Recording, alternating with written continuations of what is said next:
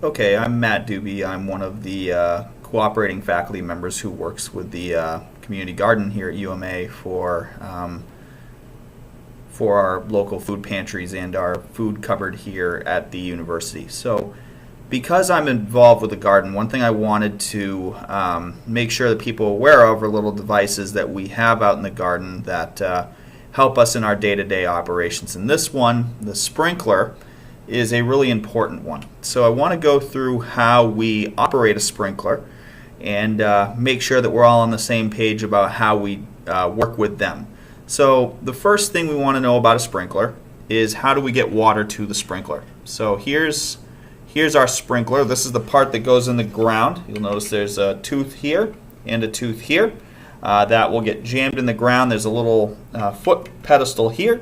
We use that, we put our foot on it, and we step down into the ground with it so that it stands straight up, like that. Okay? Water gets into our sprinkler pretty simply, actually. So what we have here is a little spinning piece. That's where we attach our hose, right there.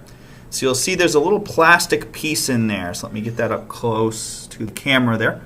That little plastic piece is a hose washer. That'll make sure that we don't get water coming back out from the hose through the little junctions that are here. Okay, so this is where we attach our hose. Same thing, this is where we'll detach a hose from if you have one that's attached here. The back side here, you'll notice is missing something. There should be a cap here. So I don't have a bottle cap with me to kind of give you the idea, but in essence, we could think of this as like a little plug. So we've got a little plug that would be in there. It doesn't look like this is a phone charger, of course. But this would be capped off. The governing way that a sprinkler runs is through water pressure. So what you're going to be doing here, if you have a cap on that, would be to force water to go up. So if we were to look inside of this, and we can't really get a good look at this because of the lighting, but inside of that there's a little hole. That little hole goes up through here and sends water inside this little thingamajig right here. That guy. So this is where your water comes from with a sprinkler.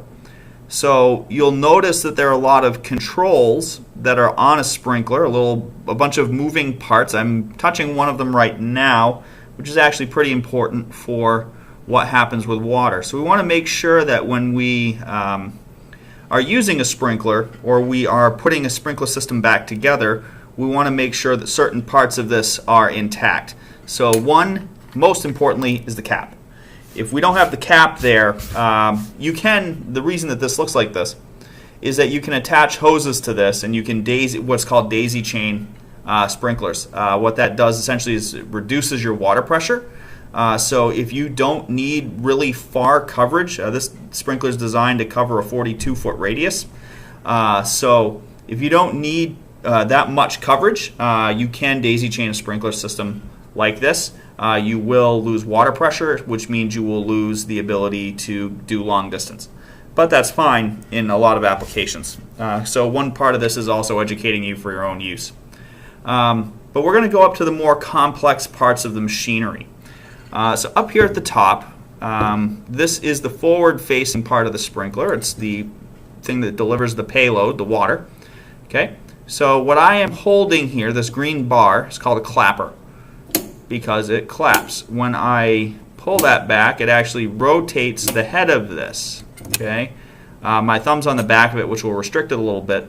But when water flows up through this, you'll see that the clapper is what sprays the water. Okay, and it's what turns the sprinkler head. So this lets our sprinkler head rotate like this. Okay, we don't have to do that. It will do it for us. But you may wonder, well, what if I put a sprinkler in the ground and that sprinkler is not rotating? The reason for that, there are two reasons, and we'll look at them right now.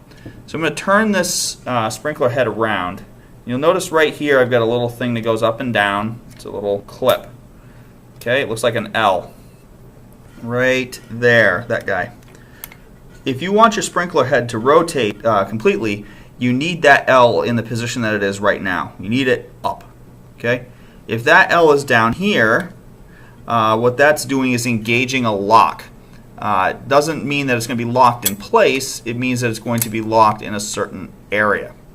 Okay, so how do we define the area? We have two clips here. We have this one right here and this one over here. They're the same thing. Those are little guides that can set, you can push them in and move them.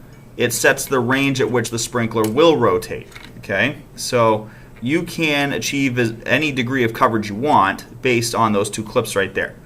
So this is one thing I want everybody to realize about these sprinklers, is that these clips and this little L, most importantly this L controls what will see water. If we are not careful with this little guy right here, we can make sure that some of our plants drown while the other ones burn up, because they're not getting any water versus the plants that are getting all the water.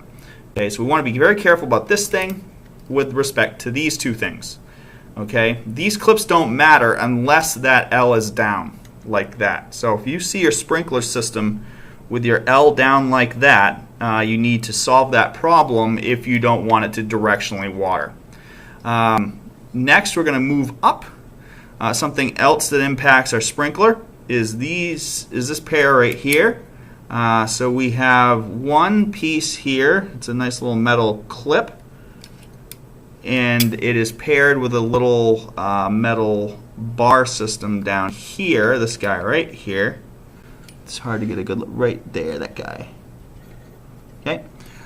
We want this. So in this position right here, I want you to see what happens when I try to move the clapper.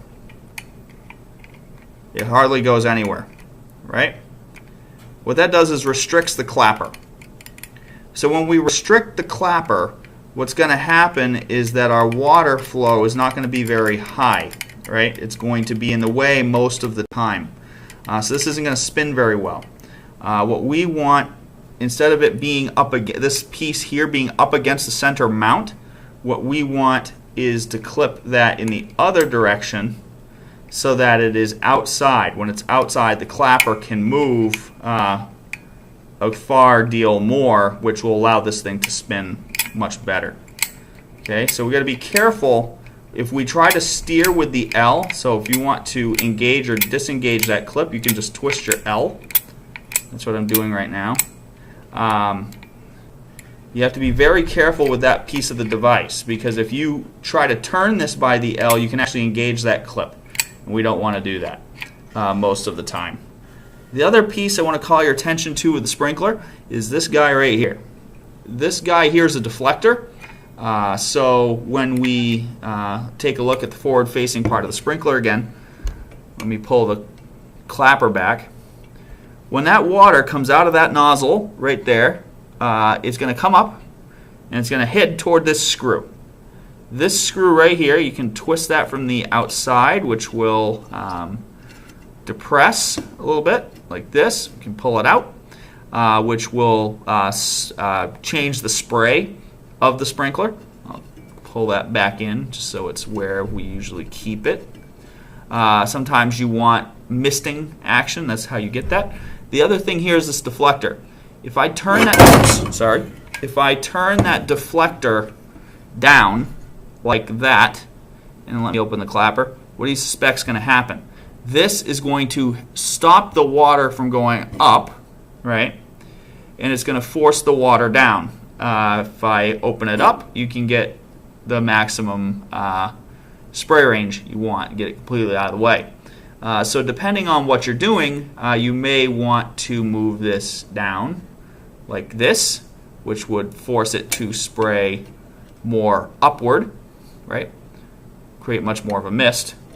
Or you may want to flip that up like that and have it completely out of the way. So in the garden out here in Augusta, we tend to keep these up, and we're keeping them up so that we can cover more plants that are in the garden. So that's a short little walk around a sprinkler. So why am I showing you this? I'm showing you this because this summer we've had a lot of incidents where our sprinklers have not been in the way that we've put them out in the garden. and that's not necessarily anybody's fault. What we want to make sure of is that people are informed and have some idea as to how that system is meant to operate. The reason that we do that is it's important that all our plants get water, because if we don't, those plants will be in dire straits and will never make it to our food cupboard. So we want to make sure that our plants do as much as they can. We have limited resources, and these sprinklers are something that have helped us to increase our yield, and we want to make sure that they continue to do that. So if you have any questions about how to run a sprinkler, certain people are pretty good to talk to about that. You can find me over here in Jewett Hall most of the time. If you're out there, you can talk to James or Katie, and they can tell you how to get a hold of me otherwise anyway. So just make sure that you pay attention to your sprinkler. If you detach a hose from a sprinkler, make sure that you reattach it and leave everything as you found it. So make sure that the L-clip is up, make sure that the clip on the clapper is not engaged, make sure that it can spin, make sure that the cap is on the other end of the water, and go from there. So hopefully that clears some things up, and I look forward to seeing you out in the garden.